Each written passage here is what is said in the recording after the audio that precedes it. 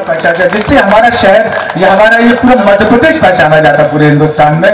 मैं तो बिना किसी तमीज और ताखीर के उर्दू के इस शेर के साथ उन्हें दावत कलाम देना चाहता हूं कि मेरी पतवार की अजमत से दुनिया खूब वाकिफ है, मेरी पतवार की अजमत से दुनिया खूब वाकिफ है, थपेड़ों के निशान है आज भी रुखसारे साहिल पर।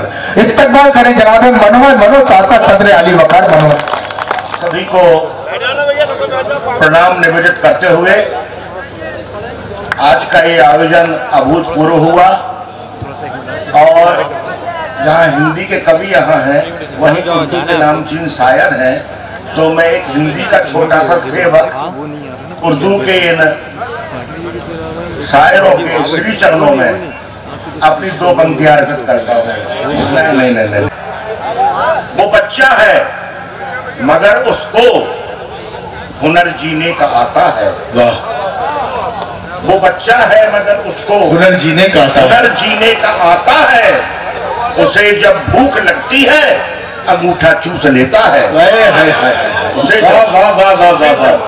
भूख लगती है अंगूठा चूस लेता है।